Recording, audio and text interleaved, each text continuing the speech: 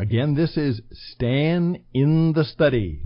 Again, my name is Stan Husted, and I'm a longtime teacher, broadcaster, storyteller, business performance coach, and I'm coming your way, trying to help perhaps you and me as we work together to figure out what does it take?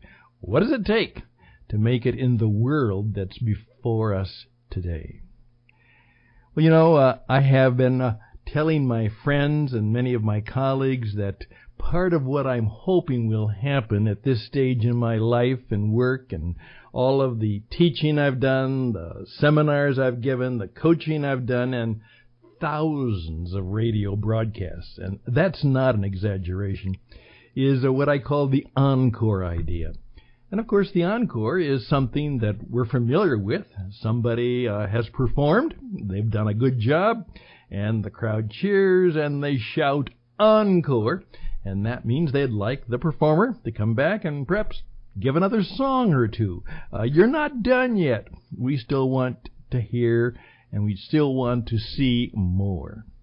And what I'm trying to do is to say to those of us who are at that stage in life, certainly well past the midpoint, midlife, and we are obviously in perhaps the fourth quarter, and maybe we're in the 2-minute warning, but you know what? This could be the time where we do our best work.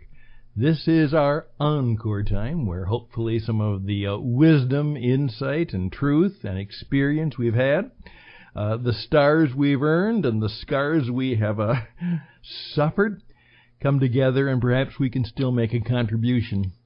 As I oftentimes say, as someone has said, you know what? We're in the business of saving Western civilization. I was thinking about that particularly because recently I read a significant article, and it's going to lead me to a new book, which kind of points out that Michelangelo did his best work, some of his best work, after the age of 75. And I thought about that. You know what? Perhaps that could be true for most of us. Maybe now we don't have to have the full career responsibilities, certainly not the responsibilities of raising a family and taking care of all of those obligations. Maybe it would be time in the second half of life in the encore to do some of the really significant work that we feel called to do, and maybe even we have discovered that God might be whispering in our ear. Sometimes we have a hard time hearing, but he whispers in our ear and tells us, there's more work to do. I put this together, and that's where the title of this comes from. I was seeing an article of Clint Eastwood, and of course, talk about the icon. Many years as a performer, as a producer, and Clint is obviously in the encore stage of his career, and he's still doing well. And it was an article about the home that he bought a number of years ago and how it is very much iconic.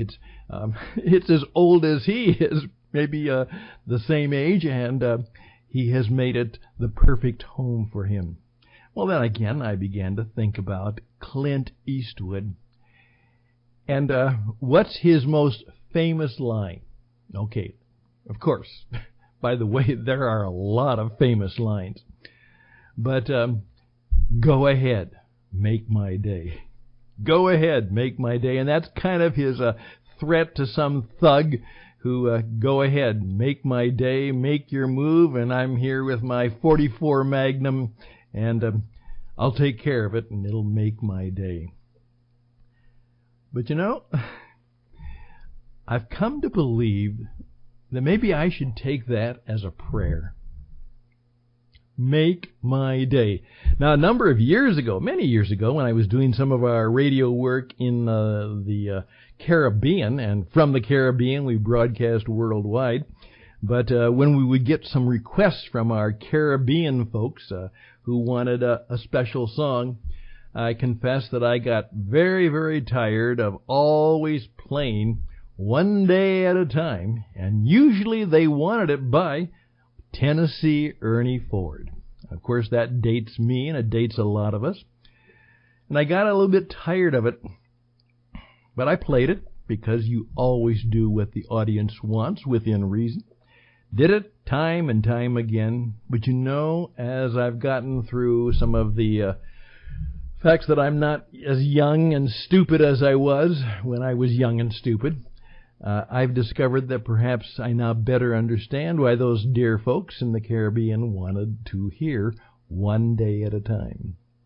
And so I've actually come to believe, because I'm teaching a variety of classes and courses and podcasts on the power of prayer for an organization called the Praying Planet, that I'm going to adopt, go ahead, God, make my day.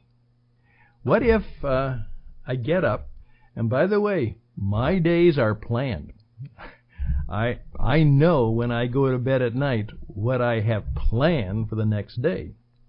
And at 5 o'clock, I'll be ready to do it, if not sooner. And I go.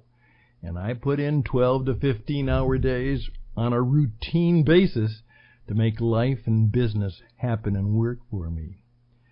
But I've decided with a smile, maybe to remember Clint Eastwood, and go ahead, God, make my day. Kind of giving him permission to create it for me. And you know what? I have a sneaking suspicion now. Boy, took me a long time perhaps to discover this, that if I do that, I might have a better day than the one that I had planned and so carefully written down in my planner the week or the night or the day before. Just let that sit on your head for a while. Clint Eastwood, go ahead, make my day. Maybe we'll call it, the Clint Eastwood prayer. But there's another line, and this is almost a theological line. Many times we talk about what you sow, you will reap. Oftentimes the expression is that's karma. What goes around will come around. There's a line that Clint Eastwood used which has some real significance to it. They're talking about the situations of the world and some of the difficulties. And he said, "It's coming for me. It's coming for me. It's going to come for me." 3 times. Now, here's where I got connected.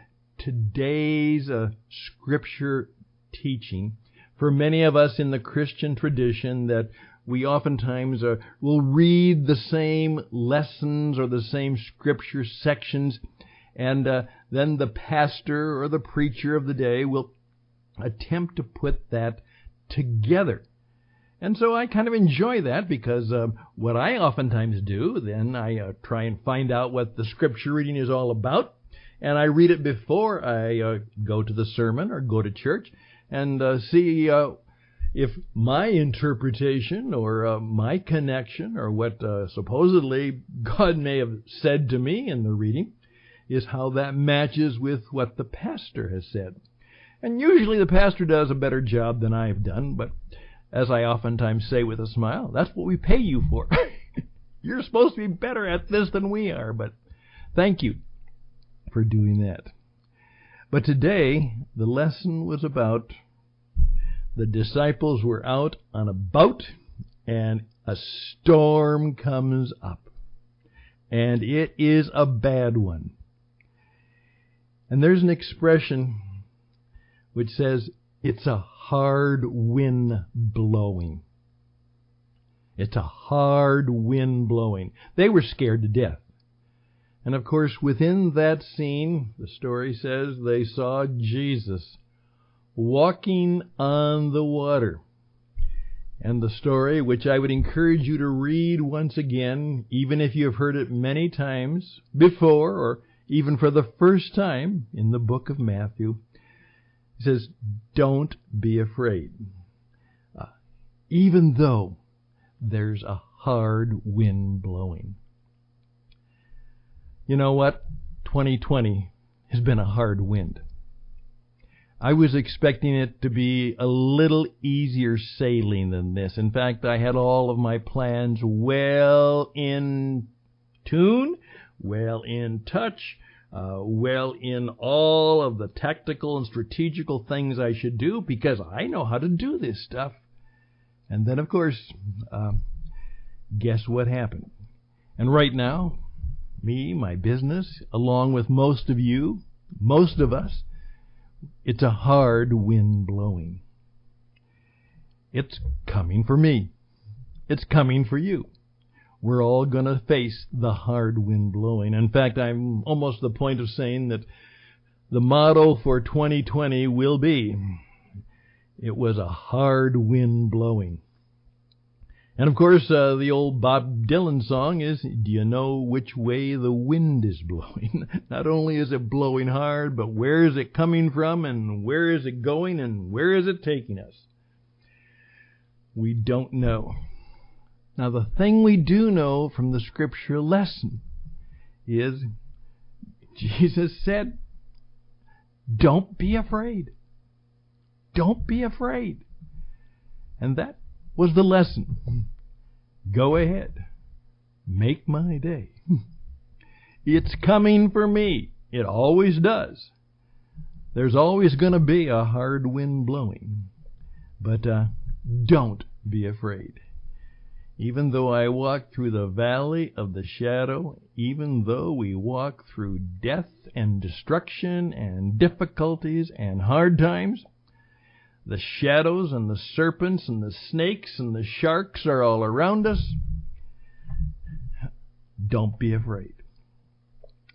Well, that's just something I want to think about this week with greater emphasis. Now, where I'm going with this is also something I want you people to think about, because I appreciate you, because I think about you. Start up, speak out, and don't be stupid. Start up, speak out, and don't be stupid.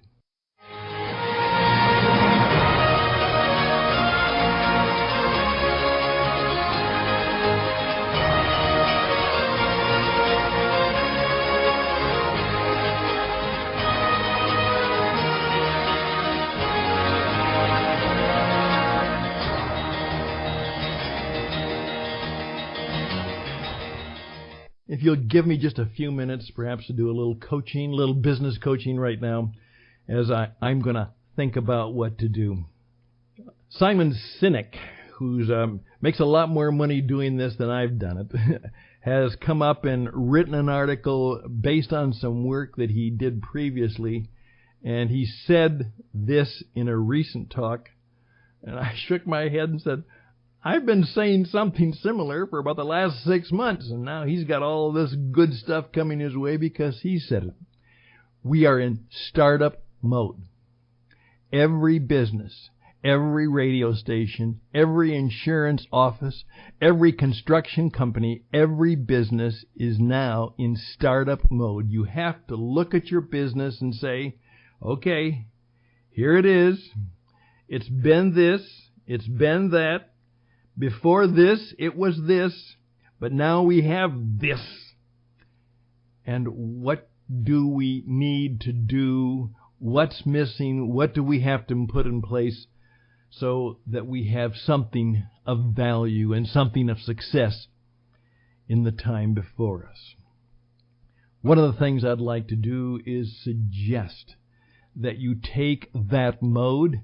And I'm going to suggest that in the next few weeks, we're going to be putting together some teaching and some coaching.